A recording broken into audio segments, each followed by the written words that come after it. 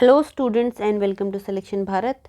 आज के इस वीडियो में हम पॉलिटी के इम्पॉर्टेंट करंट अफेयर्स जो कि हरियाणा पीसीएस के लिए इम्पॉर्टेंट हैं उनको कवर करने वाले हैं और हमारा मेजर फोकस रहेगा इलेक्शन से रिलेटेड इशू के बारे में। अगर आपने पिछली वीडियोस नहीं देखी हैं तो जाके ज़रूर से देखिए, क्योंकि हम पॉलिटी, हिस्ट्री और ज्योग्राफी से रिलेटेड काफ़ी सारे जो करंट अफेयर्स उन्हें कवर कर चुके हैं और आने वाली वीडियो में हम आगे भी कवर करते रहेंगे। तो चलिए वीडियो को शुरू करते हैं। देखिए, सबसे पहले हम बात करें ईसीआई नेट के बारे में। तो जो इलेक्शन कमीशन ऑफ इंडिया है उसने सीडीएसी के साथ मिलकर एक डिजिटल प्लेटफॉर्म बनाया है जिसका नाम है ईसीआई नेट, जिस पे वोटर, जितने भी ऑफिशियल्स हैं, जितनी भी पॉलिटिकल पार्टी हैं और सिविल सोसाइटी, उन सभी को यहाँ पे क्लब कर दिया जाएगा। ऑन एन एवरेज जो 40 एग्जिस्टिंग मोबाइल ऐप हैं और वेब एप्लीकेशन है उनको, जिसको जैसे कि वोटर हेल्पलाइन है, वोटर टर्नआउट विजाइल है, सुविधा 2.0 है, ESMSM है, सक्षम है और KYC ऐप है, उन सभी को मर्ज करके ये एक प्लेटफॉर्म बना दिया गया है। तो ये एक इम्पॉर्टेंट है, आपको प्लेटफॉर्म का नाम याद रखना है, किस पर्पज़ के लिए बनाया गया है और इसमें कौन कौन सी जो ऑब्जेक्टिव है वो मेट करेगा ये। It will reduce burden by eliminating the need to download multiple apps and remember different logins, क्योंकि ये तो आजकल हर ऐप के साथ हो गया है। तो ये एक इफ़ेक्टिव वे है जिससे जो इलेक्शन कमीशन है वो भी अपना डेटा यहाँ पे मैनेज कर पाएंगे और जो वोटर हैं, जो अगर किसी को अपने वोटर कार्ड के लिए अप्लाई करना है, KYC कंप्लीट करना है या फिर बाकी चीज़ें उसे पता करनी है, तो वो एक ही ऐप के थ्रू हो जाएंगी। ओनली ऑथराइज इलेक्शन कमिश्नर्स जो ऑफिशियल्स हैं will be allowed to enter data on ECI net, यानी यहाँ पे जो डेटा होगा वो बहुत ही ज़्यादा लिमिटेड लोगों के पास उसके ऊपर अथॉरिटी होगी। In case of data conflict the statutory form data will prevail. और जो ECI नेट है वो इलेक्शन कमीशन की जो स्टैंडर्डाइजेशन प्रोसेस ड्राइव चल रही है, जिसमें इलेक्टर रोल को लेके एनॉमली, अगर आपको पता हो, रिसेंटली वोट चोरी के नाम से एक काफ़ी ज़्यादा कंट्रोवर्सी हुई थी, जिसमें डिफरेंट पार्टीज़ के बीच में डिफरेंट डायलॉग्स हुए थे, एक दूसरे के ऊपर काफ़ी, आप बोल सकते हैं, सीरियस एलिगेशंस यहाँ पे लगाए गए थे। उन सारी चीज़ों को रोकने के लिए, एक ट्रांसपेरेंसी बिल्ड करने के लिए वोटर्स के बीच में और पॉलिटिकल पार्टी और जो इलेक्टोरल रोल है उनको लेकर, तो ये एक अच्छा स्टेप उठाया है इलेक्शन कमीशन ऑफ इंडिया ने, जिससे जो डुप्लीकेट वोटर IDs नंबर हैं उनको भी यहाँ पे एलिमिनेट किया जा सके। अगर कोई ऐसे यहाँ पे रजिस्टर्ड हैं वोटर जो जिनकी डेथ हो चुकी है, तो इस तरह का जो डेटा रिमूवल है वो भी एक इफ़ेक्टिव वे में यहाँ पे यूज़ किया जाए। जो प्रिसाइडिंग ऑफिसर रहेंगे पोलिंग स्टेशन के विल नाउट टर्न आउट फिगर्स, यानी कितने लोगों ने एक पोलिंग स्टेशन पे वोट किया है, और ये डेटा हर 2 घंटे के बाद अपडेट होता रहेगा पोलिंग डे के ऊपर। प्रीवियसली क्या होता था, जो डेटा है वो मैन्युअली कलेक्ट किया जाता था और फिर बाद में कॉल्स या फिर मैसेजेस के ज़रिए उसे अपडेट करके, तो इसमें 4 से 5 घंटे का डिले और अगले दिन तक हमें ये डेटा पता चलता था। बट अब अगर हम बात करें तो 2 घंटे के अंदर काफ़ी, जिसे हम बोलते हैं ना एग्ज़िट पोल, अगर आपने सुना हो, लोग पहले ही निकालते हैं कि ये पार्टी जीतेगी, तो इस तरह की जो अफवाहें वो ज़्यादा ना उड़ें, बल्कि एक ऑथेंटिक डेटा हमारे पास हो, उस तरह की दिशा में एक अच्छा कदम हम बोल सकते हैं। तो यहाँ पे जो फैक्ट्स आपको याद रखने हैं, आपको इस जो डेटा जो ऐप है इसका नाम याद रखना है, क्या क्या फैसिलिटीज़ ये प्रोवाइड करती है वो चीज़ें आपको याद रखनी है। नेक्स्ट इम्पोर्टेंट न्यूज़ नोटा के बारे में, यानी नन ऑफ द अबव। तो एक PIL फाइल की गई है, that is public interest litigation. देखिए, PIL के ऊपर हरियाणा PCS ने 2023 में क्वेश्चन पूछा है कि आखिर PIL क्या होती है। देखिए, पब्लिक इंटरेस्ट लिटिगेशन आप एक केस की तरह फाइल कर सकते हैं सुप्रीम कोर्ट में, हाई कोर्ट में, जिसमें आप कोई भी इशू है उसके बारे में इंफॉर्मेशन सीख करते हैं। और ये ज़रूरी नहीं है कि मान लीजिए जिस इंसान के साथ गलत हुआ है वही इसे यहाँ पे फाइल कर सकता है, बल्कि कोई भी इंसान इसे और वो जो इशू होना चाहिए वो एक लार्जर पब्लिक इंटरेस्ट को अफेक्ट करना चाहिए, इसीलिए यहाँ पे PIL को लाया गया था। ठीक है, और आजकल ये काफ़ी फ्रीक्वेंटली न्यूज़ में भी रहते हैं, काफ़ी लोग PIL फाइल करते हैं। मेजर जो इशू है PIL के इन्वायरमेंट से शुरू है, तो उसके ऊपर काफ़ी सारे चेंजेस हमें देखने को मिले, तो इस तरीके से इसकी शुरुआत हुई थी। तो NOTA, making NOTA mandatory option in every election. तो रिसेंटली देखिए ये PIL फाइल की गई है, तो नोटा भी जो यूज़ किया जाता है वो जो जनरल इलेक्शंस होते हैं, हर जो 5 साल के बाद इलेक्शन होते हैं, उनमें ये ये ऑप्शन दिया जाता है। बट इसको कह रहे हैं कि इसको हमें बाकी जो कैंडिडेट्स हैं उन सभी जो बाकी इलेक्शंस होते हैं उन सभी इलेक्शंस में भी इसे इंक्लूड करना चाहिए। जो रूल 49O है, कंडक्शन ऑफ इलेक्शन रूल 1961, वो ये कहता है कि अगर कोई इलेक्टर डिसाइड करता है कि उसे अपना वोट रिकॉर्ड नहीं करना है, mark to this effect shall be made against said entry. तो इस तरह की जो एंट्री है उसे फॉर्म 17A के अंदर फाइल किया जाना चाहिए बाय द प्रिसाइडिंग ऑफिसर, और उसके साथ उसका सिग्नेचर होना चाहिए और थंब इम्प्रेशन होना चाहिए। अगेंस्ट सच रिमार्क, यहाँ पे बोला है कि नो प्राइवेसी, कि यहाँ पे जो भी वोटर है उसकी प्राइवेसी को फिर हम यहाँ पे एक स्टिक पे डाल रहे हैं। बट अगर नोटा का ऑप्शन है तो वो तो जहाँ पे वो बैलेट जहाँ पे वोट डालने जाता है तो वो वहीं पे उसको प्रेस कर सकता है। नोटा जो है वो 2013 में इंट्रोड्यूस किया गया था। ये जो PIL वाला केस था ये PUCL एडवोकेटिंग, उन्होंने बोला था कि राइट टू वोट है, जैसे राइट टू वोट है कॉन्स्टिट्यूशन में, कॉन्स्टिट्यूशनल राइट है राइट टू वोट, ठीक है, उसी तरीके से right to not to vote भी होना चाहिए। इलेक्शन कमीशन ने अपोज किया है compulsory NOTA in uncontested election since 1971। Only 6 uncontested जो लोकसभा इलेक्शन है 1952, only 9 candidates elected unopposed. Lok Sabha election जो हुए 2014 में, 19 में, 24 में, इन सभी में ऑलमोस्ट सिर्फ 1% जो लोग हैं उन्हीं ने नोटा का यूज़ किया है। तो ये सारे डेटा के फिगर्स देते हुए इलेक्शन कमीशन ने कहा है कि नोटा को हर इलेक्शंस में इंट्रोड्यूस करना इम्पोर्टेंट नहीं है अभी के लिए। एक इम्पॉर्टेंट जो टर्म आपको याद रखनी है वो है इंडेक्स कार्ड। आपसे डायरेक्ट क्वेश्चन पूछा जा सकता है कि आखिर इंडेक्स कार्ड होते क्या हैं। तो इलेक्शन कमीशन ने अपग्रेड किया है ये मैकेनिज़्म जिसमें वो जनरेट करते हैं इंडेक्स कार्ड को, जिसमें ये जो इंडेक्स कार्ड है मोर टेक्नोलॉजी ड्रिवन है। तो इंडेक्स कार्ड होते क्या हैं, ये एक non statutory post election statistical reporting format है जिसके अंदर जो कॉन्स्टिट्यूएंसी लेवल का डेटा है वो जो रिसर्च हैं और या अकेडमिशियंस हैं या पॉलिसी मेकर्स हैं उन्हें यहाँ पे ये डेटा प्रोवाइड किया जाता है कि ये इस इलेक्शन में कितने लोगों ने वोट किया है ना, कितने मेल थे उनमें कितनी फीमेल्स थी, इस तरह का डेटा यहाँ पे प्रोवाइड किया जाता है। तो जो नया सिस्टम है वो जो ट्रेडिशनल जिसमें मैनुअल मेथड होता था कि मैनुअली काउंट किया जाता है, जो हर पोलिंग बूथ का वहाँ पे ऑफिसर होता है वो रजिस्टर करता है, उसको यहाँ पे हटाया जाएगा क्योंकि वो जो मेथड है वो बहुत ज़्यादा टाइम कंज्यूमिंग है, प्रोन टू डिलेज है और प्रोन टू एरर्स भी है क्योंकि ह्यूमन एरर होने के बहुत ज़्यादा चांसेस हैं। इंडेक्स कार्ड आप मान सकते हैं कि फाउंडेशन है for generating about 35 statistical report. इनके बेसिस पे ही स्टेटिस्टिकल रिपोर्ट बनाई जाती हैं लोकसभा के इलेक्शंस के बारे में और जो स्टेट असेंबली पोल्स होते हैं उनके बारे में। तो ये इंडेक्स कार्ड एक इम्पॉर्टेंट टर्म है, आपको याद रखनी है कि आखिर किस चीज़ से ये रिलेटेड है। नेक्स्ट इम्पॉर्टेंट न्यूज़ है मॉडल कोड ऑफ कंडक्ट के बारे में। आखिर मॉडल कोड ऑफ कंडक्ट होते क्या हैं, ये आप समझ लीजिए रूल्स हैं, नॉर्म्स हैं फॉर पॉलिटिकल पार्टीज़ और उनके कैंडिडेट्स के बारे में जो over the period of time consensus के साथ इवॉल्व हुए हैं।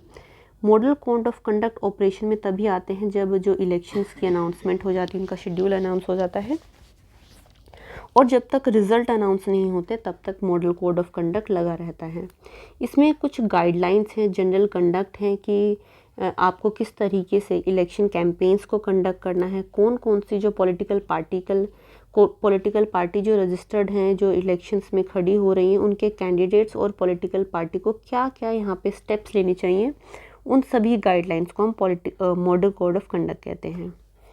और जो पार्टी अभी पावर में है वो उनको प्रोहिबिट किया जाता है कि कोई भी वो फाइनेंशियल ग्रांट या फिर कोई जो नया प्रोजेक्ट है उसको अनाउंस नहीं कर सकती हैं क्योंकि इन सभी चीज़ों से जो वोटर्स होते हैं वो इन्फ्लुएंस होते हैं। हाउएवर पर ये रिस्ट्रिक्ट नहीं करता है कि अगर जो ऑलरेडी पहले अनाउंस चीज़ें थी, ऑलरेडी जो प्रोग्राम चल रहे हैं उन प्रोग्राम्स को ये रिस्ट्रिक्ट नहीं करती है। SIR आखिर ये भी काफ़ी कंट्रोवर्शियल टॉपिक रहा है पिछले 1 साल में, तो इसको भी हम यहाँ पे समझने वाले हैं। देखिए जो स्पेशल इंटेंसिव रिवीजन है इलेक्शन कमीशन ने कंडक्ट किया है जहाँ पर अभी रिसेंटली जो बिहार में इलेक्शंस हुए उनको लेकर, और 2004 के बाद ये पहला ऐसा इंस्टेंट था जहाँ पे ये SIR को कंडक्ट करवाया गया है। इंडिया में कोई ऐसा नेशनल मैकेनिज़्म अभी तक नहीं था जिसमें कि जो रिमोट वोटिंग है, जो कि अगर माइग्रेंट्स हैं, जो क्योंकि बिहार में ज़्यादातर लोग यानी दूसरे स्टेट्स में जाके जॉब की तलाश में, पढ़ाई के लिए दूसरे जाके स्टेट्स में रहते हैं, तो उन्हें फिर वोट डालने के लिए वापस आ पाना आई थिंक सभी के लिए पॉसिबल भी नहीं होता है। तो इस तरह की चीज़ें कि अगर जो कोई रिमोट माइग्रेंट्स हैं उन्हें भी यहाँ पे वोटिंग का, क्योंकि कॉन्स्टिट्यूशनल राइट है, राइट टू वोट, तो इसके रिगार्ड भी नए रूल्स आने चाहिए। तो देखिए 2024 में इलेक्शन कमीशन ऑफ इंडिया ने एक प्रपोज़ल लेके आया था, बट उसे वो वहाँ पे ग्राउंड पे इम्प्लीमेंट नहीं कर पाया। तो रिमोट इलेक्ट्रॉनिक वोटिंग मशीन है वो 2023 में एक पायलट प्रोजेक्ट की तरह लॉन्च किए गए थे 72 कॉन्स्टिट्यूंसी में सिर्फ।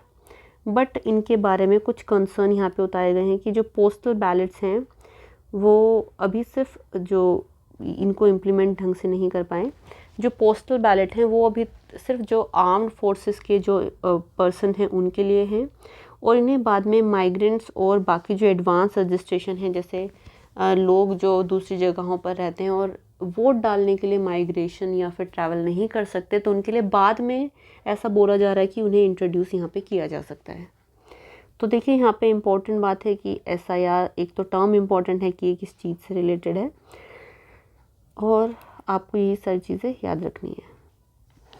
तो जो होम मिनिस्ट्री है वो कंट्रोल करती है सिटीजनशिप के मैटर को, और ये चाहे तो जो ये मैटर्स हैं इन्हें स्टेट्स को भी डेलीगेट कर सकती हैं।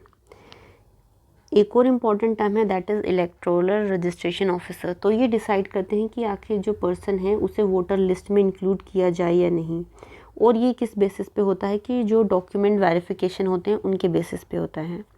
अगर फील्ड वेरिफिकेशन होता है, फिर BLO रिपोर्ट्स बनती हैं, फिर जो लोकल पर्सन हैं उनके भी टेस्टिमनीज़ ली जाती हैं, फैमिली मेम्बर्स हैं, विलेज हेड्स हैं, उन सभी से पूछताछ करने के बाद ये जो रिपोर्ट है, ये जो लिस्ट है वो तैयार की जाती है।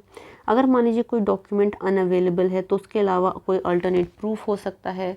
इसमें जैसे सरपंच हो गए, पेरेंट्स हो गए, उनकी ओथ भी, यानी अगर वो जाके बोले नहीं भाई ये मतलब काफ़ी टाइम से इसी गांव में रहता है, तो इस तरह की चीज़ें जो BLO है वो वेरीफाई करता है। इसके साथ साथ वो एज और रेजिडेंस, यानी जो परमानेंट रेजिडेंट है वो भी यहाँ पे आइडेंटिफाई करता है। ARO को अपॉइंट किया जाता है under representation of people act 1950। Usually अगर हम बात करें तो एक BLO कौन होता है, एक सीनियर एडमिनिस्ट्रेटिव ऑफिसर होता है, जैसे SDO लेवल का या फिर डेप्यूटी कलेक्टर। ठीक है, ये आपके स्टेट सर्विसेज और UPSC के द्वारा यहाँ पे अपॉइंट किए जाते हैं। इसके अलावा आधार भी एक काफ़ी कंट्रोवर्सी का टॉपिक यहाँ पे रहा था। देखिए इनिशियली जब SIR शुरू हुआ था बिहार में तो आधार को एक वैलिड प्रूफ नहीं माना गया था, लेकिन बाद में सुप्रीम कोर्ट के यहाँ पे इंटरवेंशन के बाद इसे एक रेजिडेंस और डेट ऑफ बर्थ का वेरिफिकेशन मान लिया था अंडर फॉर्म 6। ठीक है, तो यहाँ पे ये आप याद रखिए, देखिए फॉर्म 6 किस चीज़ से रिलेटेड, कि SIR या फिर जब आप अपना नाम रजिस्टर कराते हैं वोटर लिस्ट में तो वहाँ पे एक फॉर्म भरा जाता है, उसे हम फॉर्म 6 कहते हैं।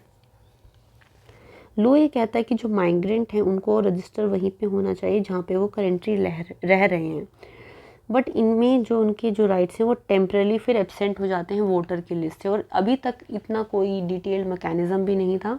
अब जब पहली बार इतने टाइम के बाद SIR यहाँ पे परफॉर्म किया गया है तो काफ़ी सारी जो चीज़ें हैं वो चेंज हुई हैं, काफ़ी सारे नए रूल्स भी आए हैं। जैसे कि जो रूल 8 कहता है कि जो एप्लीकेंट हैं वो उनको इन्फॉर्मेशन देनी चाहिए to the best of their ability if documents are lacking. देखिए नेक्स्ट इम्पॉर्टेंट न्यूज़ है कि क्या जो स्टेट इलेक्शन कमीशन है वो जो डुप्लीकेट्स नेम है क्या वो उनको डिलीट कर सकता है, तो इसके बारे में एक न्यूज़ है वो समझ लेते हैं। देखिए जो स्टेट इलेक्शन कमीशन है वो बना है under article 243K and 243ZA। यहाँ पे जो स्टेट इलेक्शन कमीशन है उसकी सोली रिस्पॉन्सिबिलिटी है कि उसे सुपरवाइज करना है, डायरेक्शन देना है और कंट्रोल करना है इलेक्शन ऑफ पंचायत और म्यूनिसिपैलिटीज़। यानी they do not have the right to delete any name in the voter list. वो कौन करते हैं, वो इलेक्शन कमीशन ऑफ इंडिया ही करते हैं। कॉन्स्टिट्यूशनल प्रोविजन जो स्टेट इलेक्शन कमीशन के हैं वो उसे सुपरवाइज करने के लिए, डायरेक्ट करने के लिए, और जो इलेक्शन है जो लोकल बॉडीज़ हैं अर्बन और लोकल एरिया की, उन पे जो कंट्रोल है, उनके जो इलेक्शन है उनको कंडक्ट कराने की बात करते हैं। लोकल बॉडीज़ एक्ट हैं और जो सिलेक्शन कमीशन ऑफ इंडिया है वो कोई अपना सेपरेट वोटर लिस्ट नहीं बनाते हैं, बल्कि जो election commission of India list prepare करता है उसी के अकॉर्डिंग वहाँ पे जो वोटर हैं वो यहाँ पे वोट डालते हैं। और इलेक्शन कमीशन ऑफ इंडिया अपनी लिस्ट प्रिपेयर करते हैं under representation of people act 1950।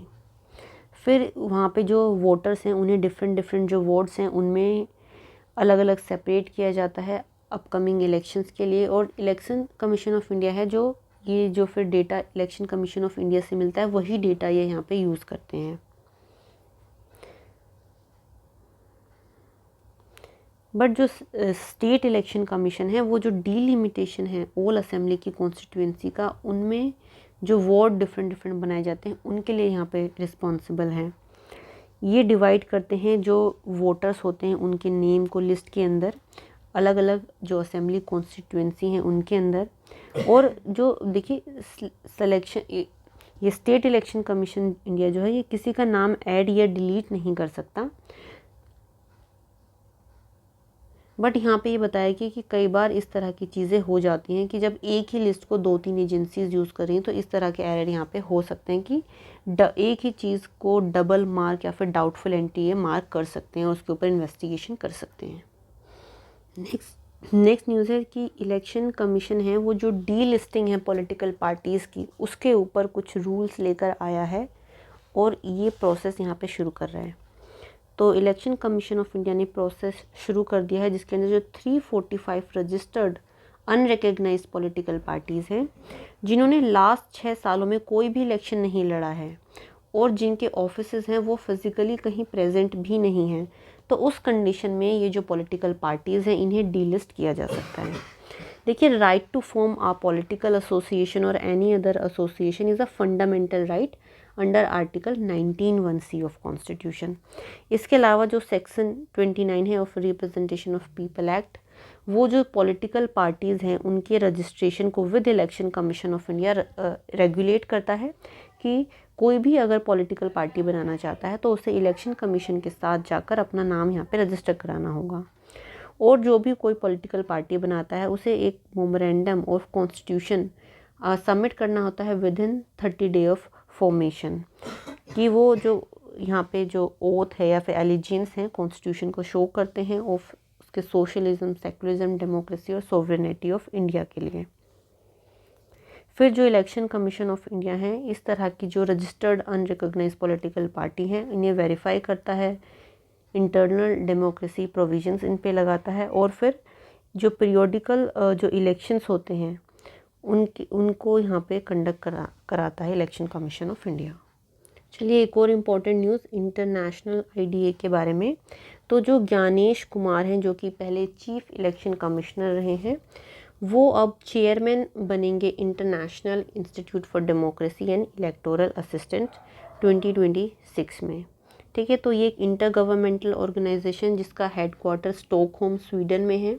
इसे 1995 में बनाया गया था। टोटल 14 कंट्रीज़ इसकी मेंबर हैं जो कि सस्टेनेबल डेमोक्रेसी को प्रमोट करती हैं वर्ल्ड वाइड।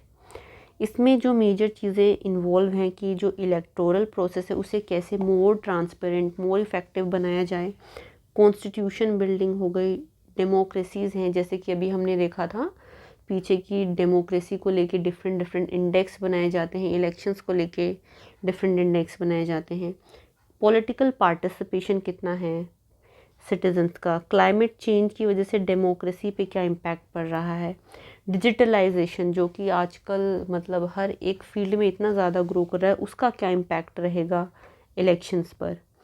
तो बेसिकली ये एक नॉलेज सोर्स है, एक पॉलिसी टूल है और कैपेसिटी बिल्डिंग सपोर्ट प्रोवाइड करता है पॉलिसी मेकर्स को। इसके काफ़ी सारे रीजनल ऑफिसेस हैं जैसे यूरोप में है, लैटिन अमेरिका में है, कैरेबियन है, लैटिन, इसके अलावा एशिया पैसिफिक में है, अफ्रीका, वेस्ट एशिया में है, नॉर्थ अमेरिका में है। इनकी जो मेन एक्टिविटी है कि ये कंपैरेटिव इलेक्शन डेटा प्रोवाइड करती हैं, किस तरह से रिफॉर्म करके इस प्रोसेस को बेटर बनाया जा सकता है, किस तरह से जो मेन स्ट्रीम में हम जेंडर को इंक्लूड कर सकते हैं, इस प्रोसेस को मोर इंक्लूसिव बना सकते हैं, कॉन्फ्लिक्ट सेंसिटिविटी है कि कॉन्फ्लिक्ट्स को कैसे रिजॉल्व कर सकते हैं। देखिए अभी कुछ टाइम पहले तक ना इलेक्शन कमीशन के पास ये प्रोसेस ही नहीं थी कि वो किसी रजिस्टर्ड हुई पॉलिटिकल पार्टी को डी रजिस्टर कर पाए। बट रिसेंटली उन्होंने ये देखा कि बहुत सारी पॉलिटिकल पार्टीज़ ऐसी हैं जो रजिस्टर तो हैं बट आज तक उन्होंने कोई इलेक्शन ही नहीं लड़ा। तो फिर इस तरह की पॉलिटिकल पार्टीज़ को रखने का क्या मतलब बनता है। देखिए, इससे फ़ायदा ये होता है कि अगर आप रजिस्टर होते हैं पॉलिटिकल पार्टी, तो जो आपके फंड्स होते हैं और जो पूरा मैनेजमेंट का सिस्टम होता है उस पर आपको कोई भी टैक्स नहीं देना पड़ता है। और ये जो इनकम है ये हो सकता है जो एलिजिड सोर्सेस हैं उनसे ना आ रही हो, ब्लैक मनी को यहाँ पे वाइट किया जा रहा हो। तो इस तरह की जो रेगुलेटरी जो लूप होल्स हैं उनको कई लोग मिसयूज़ करते हैं। तो यहाँ पे इलेक्शन कमीशन का एक अच्छा स्टेप है कि उसने इस तरह की पॉलिटिकल पार्टीज़ को पहले रिकॉग्नाइज़ किया और फिर बाद में उन्हें यहाँ पे डी रजिस्टर करने का भी स्टेप उठाया। तो ये जो सारी इंटरनेशनल जो आईडीए है ये भी इसी तरह के रिफॉर्म्स कि किस तरह से जो पॉलिटिकल इलेक्शंस की प्रोसेस है उन्हें और बेटर बनाया जा सकता है, उन सभी में हेल्प करता है। और इम्पॉर्टेंट फैक्ट जो आपको याद रखना है कि जो ज्ञानेश कुमार हैं इंडिया से, वो इस साल 2026 में इस ऑर्गेनाइजेशन के चेयरमैन बने हैं। तो ये थी कंप्लीट वीडियो हमारे इलेक्शन प्रोसेस और इलेक्शन से रिलेटेड इश्यूज़ के बारे में। अगर आपको वीडियो पसंद आई तो इसे लाइक कीजिए, ज़्यादा से ज़्यादा इसे शेयर कीजिए और अगर आपने अभी तक हमारे चैनल को सब्सक्राइब नहीं किया है तो ज़रूर से करिए। Thank you for watching.